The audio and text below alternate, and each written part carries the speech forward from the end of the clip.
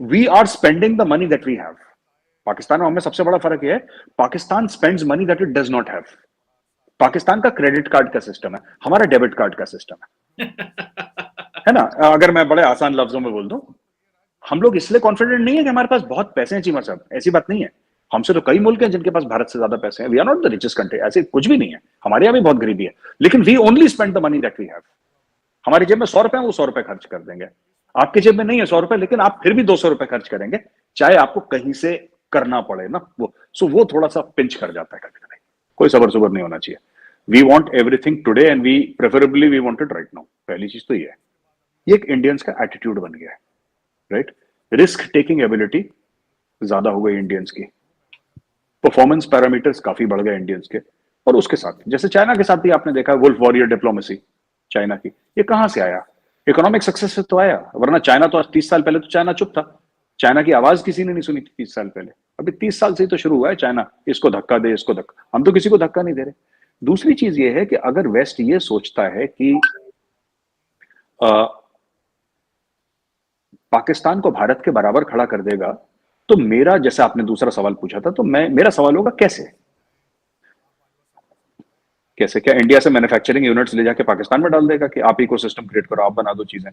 क्या इंडिया से पूरी आईटी पाकिस्तान चली जाएगी? होगा क्या? किस तरीके से खड़ा कर देगा? एक नॉमेनक्लेचर बना के फॉरेन ऑफिस का, इंडो पाक फिर से। ये पाकिस्तानी रेंजर्स है ना पाकिस्तान में। तो my father, God bless his soul, अब वो नहीं है इस दुनिया में पिताजी मेरे, तो my father was director general border security force. तो वो भी, तो वहां पे जो रेंजर्स के डीजी थे और इनकी मीटिंग होती रहती थी हर साल। कभी ये लोग उधर जाते थे, कभी उधर जाते थे। तो ऐसी किसी ने ऐसी कमेंट करा वहां पे ना कि पाकिस्तानी ने, कि कुछ बातें चल रही थी कार्स के बारे में, क्योंकि तो पाकिस्तान में तो जबरदस्त गाड़ियां थी, हमारे पास तो एम्बेसडर और फिएट थी।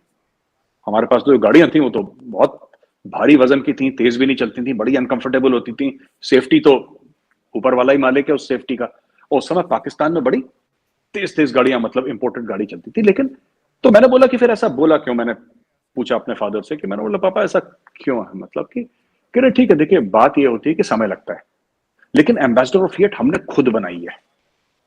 और धीरे धीरे बनाते बनाते बनाते बनाते बनाते बनाते बनाते हम लोग यहां पे पहुंच गए कि इंडिया में मर्सिडीज भी बन रही है, बीएमडब्ल्यू भी बन रही है। मतलब कोई ऐसी दुनिया की गाड़ी नहीं जो इंडिया में नहीं बन रही। क्योंकि एक जमाने में हमने ये बोला था कि हम इंपोर्ट नहीं करेंगे और हम एम्बेसडर ऑफ फिएट में ही चलेंगे। वो जो 2-2, 3-3 टन का जो भारी मॉन्स्टर हुआ करता था एम्बेसडर की, फ्लैट टायर हो जाए चीमा साहब, आप धक्का नहीं दे सकते उस गाड़ी को। उसके लिए 2-3 पहलवान चाहिए, वो इतनी भारी गाड़ी थी। तो ये क्या है कि हम लोगों ने अपना इकोसिस्टम डेवलप करा है ना। और एक मुझे लगता है कि इंडियन कॉम में एक चीज है चीमा साहब, फॉर ऑल, एक हमारी बड़ी अच्छी क्वालिटी है, जो कि मैं पॉइंट आउट करना चाहूंगा कि पाकिस्तान के जो क्रीम है ना, अशराफिया जो आपका जो टॉप लोग हैं, उसमें नहीं है चीमा साहब वो quality. We can live within our means.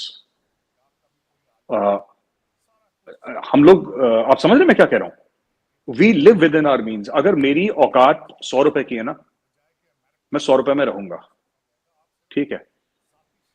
मैंने ये देखा है कि पाकिस्तान में जो लोग हैं, जो टॉप आपके हैं, कोई भी हैं, they live beyond their means. बहुत ज्यादा लैविशनेस है। आप बॉम्बे में चले जाइए, आप देखिए जितने भी करोड़पति अरबपति हैं बॉम्बे में, people with billions of dollars, वो आपको हाफ शर्ट पहन के, चप्पल पहन के, आपको लेदर की चप्पल पहन के सड़क पे चलते हुए दिख जाएगा आदमी। फिर आपको पता लगेगा अच्छा 15 अरब डॉलर का आदमी है ये। आपको ऐसे ही दिख जाएगा, मतलब ठीक है, अपनी गाड़ी से उतरा, हो सकता है रोल्स रॉयस उसके पास कोई गाड़ी हो, लेकिन नो तामझाम, नो शोशा, no nothing, normal, everything normal. मतलब वो नहीं है। हाँ, कुछ कुछ यहाँ पे भी हैं लोग जिनको शो ऑफ करने की आदत है, वो दिल्ली का थोड़ा सा ज्यादा कल्चर है, लेकिन rest of India is very very normal, very normal. तो we have developed our own this thing ना। भूखे भी रहे हैं काफी, बात ऐसी बात नहीं है Cheema sahab. We are a very very poor country at one point in time. Flyover के नीचे लोग दिखते थे, आजकल कम दिखते हैं, एक जमाने में बहुत दिखते थे। आधा मुल्क भूखा सोता था एक समय पे, बहुत पहले फैमिन में लोग मरते थे, भुखमरी से लोग मरते थे, लेकिन we have gotten over that. Hundreds of millions of people have been lifted out of poverty. तो ये अब अमेरिका नहीं कर सकता कि इसको इसके बराबर इसको खड़ा कर दिया। हमने वो जो नंगे पैर आग के शोलों पे चलना था ना चीमा साहब, वो जर्नी हम लोगों ने खत्म कर दी। अब कोई ये बोले कि इंडिया को धक्का देके ऐसे दो, तो किस चीज पे अमेरिका बोलेगा? हमारा खुद का कमाया हुआ है ना। It is not, India position is not for America to give और take away. That is the position that we have earned by hard work. तो अमेरिका हमें ना कुछ दे सकता ना कुछ ले सकता। तो जब अमेरिका बिल्कुल हमारे बगल में बैठा था गले में हाथ डाल के, तब हमने खुशियां नहीं मनाई। आज अमेरिका आंखें दिखा रहा है, हम गम नहीं मना रहे। It's all right, it's okay. देखिए, इस हाथी का वजन इतना है कि अमेरिका से हिलेगा नहीं है। इस साल चीमा साहब 1.25 से लेकर 1.5 करोड़ टूरिस्ट कश्मीर में आए हैं। 1.25 से लेकर 1.5 crore tourist have come to Kashmir. तो आप समझ लीजिए कितना टूरिज्म है। जिस जगह को वो बोल रहा आतंकवाद है, हाँ टेररिज्म है कश्मीर में, इसमें कोई शक नहीं है, लेकिन fact of the matter is tourism 75 साल में इतना टूरिस्ट नहीं आया। तो and there is data to prove what I am saying. मैं अपने मन से फिगर्स नहीं डाल रहा, there is data to prove. तो चीमा साहब ऐसा है कि जी आप बात कर ले फिर मैं बात। तो चीमा साहब ऐसा है कि एडवाइजरी है, बिल्कुल है, मैंने देखा है।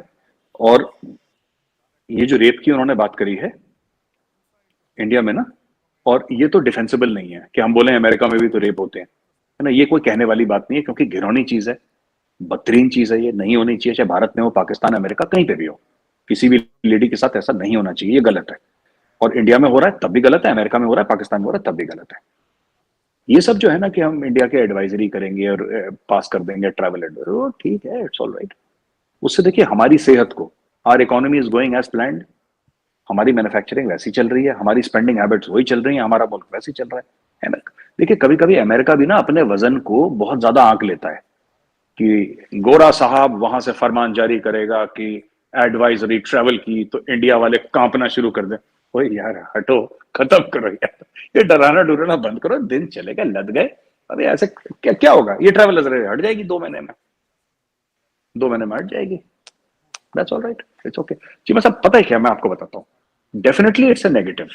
अगर मैं आपको बोलूं नेगेटिव नहीं है तो फिर मैं गलत बात कर रहा हूँ, फिर मैं झूठ बोल रहा हूँ। Definitely it's a negative. All I am saying is ये थोड़ा सा जिसको कहते हैं ना वर्क, समझते हैं वर्क, वो मिठाई के ऊपर नहीं लगाते वो वर्क सर, ये हाँ ये वर्क लगा रखी है, ये हट जाएगी। इसका कोई टेस्ट नहीं होता, इसका फ्लेवर नहीं है, ऊपर से चमकती है बस। It has no this thing. तो सिर्फ सुंदर लगने के लिए ना, खूबसूरत लगने के लिए वर्क लगाते हो, मिठाई छोड़ना। नमस्कार दोस्तों, ये वीडियो आपको कैसा लगा आप कमेंट बॉक्स में अपनी राय बताना ना भूलिएगा। और वीडियो को ज़्यादा से ज़्यादा लाइक, शेयर और सब्सक्राइब कीजिए और चैनल के साथ जुड़े रहिए और देखते रहिए चैनल लेट्स टॉक।